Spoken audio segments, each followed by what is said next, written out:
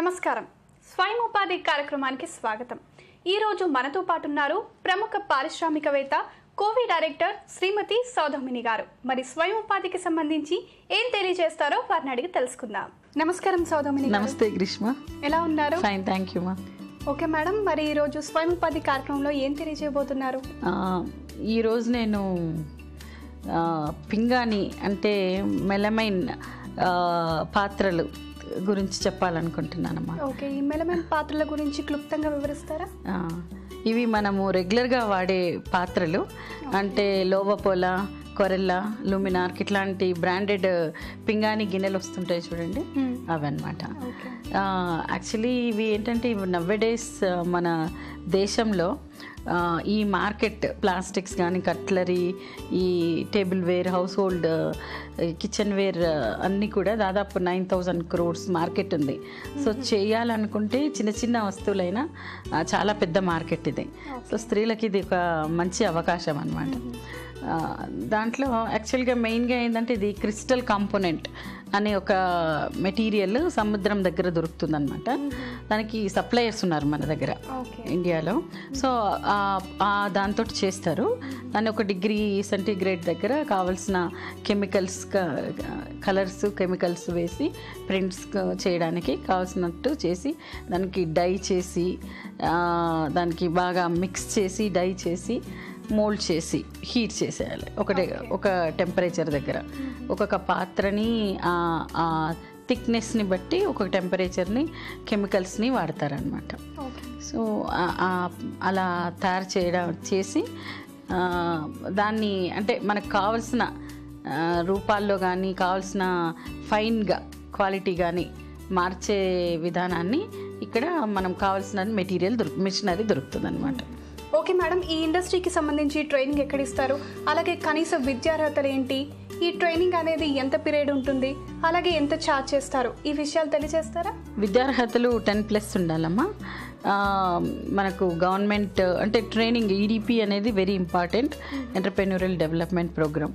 ఒక ఇండస్ట్రీ పెట్టినప్పుడు, బ్యాంకుకి వెళ్ళినప్పుడు, లోన్ కావాలని అన్నప్పుడు కూడా ఈ ట్రైనింగ్ చేశారని అడుగుతున్నారు ఇవాళ రేపు. కాబట్టి ఈడిపి వెరీ ఇంపార్టెంట్. అంతేకాకుండా ఈడిపి చేయడం వలన నీకు బిజినెస్ అంటే ఏంటి, తీసుకోవాల్సిన జాగ్రత్తలు ఏంటి, ప్రాజెక్ట్ రిపోర్ట్ ఎలా తయారు చేసుకోవాలి, ఫైనాన్స్ ఎక్కడ దొరుకుతుంది, మార్కెటింగ్ ఎలా చేసుకోవాలి, ఇలాంటివన్నీ కూడా అందులో వచ్చేస్తుంటాయి. సో మనం ఈడిపి చేయడం అంటే ఆల్రెడీ ఇండస్ట్రీ లైన్లో ఉన్న వాళ్ళకి కూడా మేము కొత్తగా ఎంటర్ అవుతున్న వాళ్ళకి ఈడిపి చేయమని చెప్తుంటాము. అంటే పేరెంట్స్ కానీ అట్లా ఉంటారు కదా, ఫ్యామిలీ బిజినెస్ ఉన్నా కూడా. సో దానివల్ల మనకు ఈడిపిలో మనకు బిజినెస్ అంటే ఏంటో తెలుస్తుంది. ఇంకా ఈఎస్డిపి అంటే ఇది ఈ పింగాణిది అదంతా మనము కోవి అలా దాంట్లో చెప్పలేము.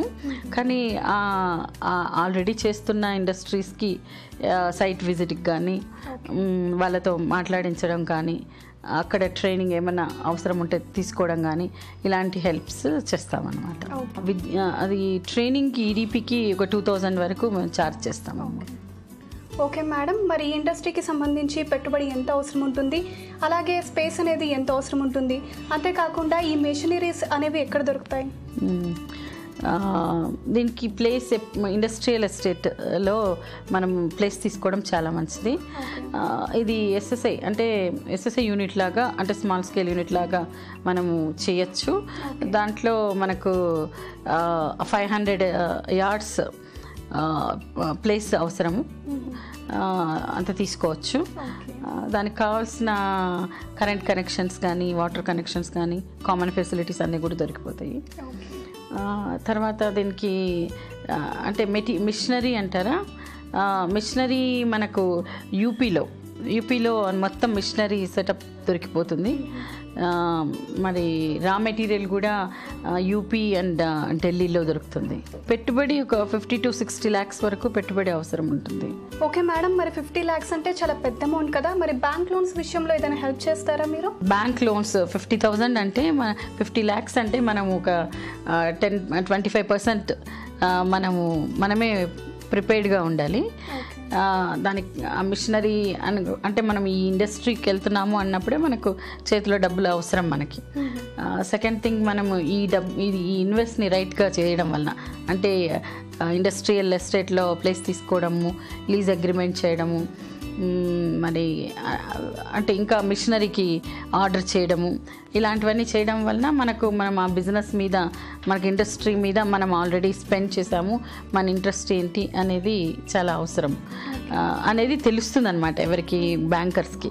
సో దానివల్ల మనము ఒకవేళ అంటే CGTMSE కింద మనం లోన్స్కి వెళ్ళచ్చు. దానికి కోవి కూడా రికమెండ్ చేయొచ్చు. మేడం, మరి పోటీ ప్రపంచంలో మహిళా బిజినెస్ పెట్టి సక్సెస్ఫుల్గా రన్ చేయగలరా? ఇక్కడ తేడా ఏం లేదమ్మా, బిజినెస్ ఈజ్ బిజినెస్. నడపాల్సిన వాళ్ళు స్త్రీ అయినా పురుషుడైనా ఒకటే. ఏంటి అంటే మహిళ అంటే ఇంకా ఎక్కువ, ఎందుకు అంటే ఆమెకు అవగేషన్స్ తక్కువ ఉంటాయి, వ్యర్థ ఖర్చులు చెయ్యదు, జాగ్రత్తగా నడుపుతుంది. సో ఇవన్నీ కూడా అంటే ఇల్లు ఎలా జాగ్రత్తగా హ్యాండిల్ చేయగలుగుతుందో అలా చేయగచ్చు.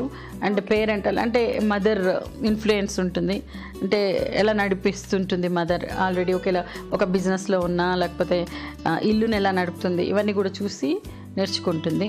సో అండ్ మల్టీ టాస్క్గా పనిచేస్తుంటారు చాలా మటుకు. ఇల్లు, ఫ్యామిలీ, పిల్లలు, వాళ్ళ ఎడ్యుకేషను, ఇన్లాస్, ఇవన్నీ కూడా ఉంటాయి కదా. సో వీటికి కూడా టైం కేటాయించాలి. సో ఆమె ఉన్న టైంలో ఎలా ఇంప్రూవ్ చేయాలి అనేదే ఆమె ఫోకస్గా ఉంటుంది. సో ఇవన్నీ కూడా మహిళని వేస్ట్ చేయకపోవడము, అంటే జాగ్రత్తగా one after one, step by step వెళ్ళడము. సో ఇవన్నీ కూడా అంటే నష్టాల్లో రానియకుండా ఆ అమ్మాయిని జాగ్రత్తగా అంటే బయటకి వేస్తుంది అనమాట ఈ క్యారెక్టర్స్. సో అది కాబట్టి మహిళకి ఇది ఈ ప్లస్ పాయింట్ ఉంది.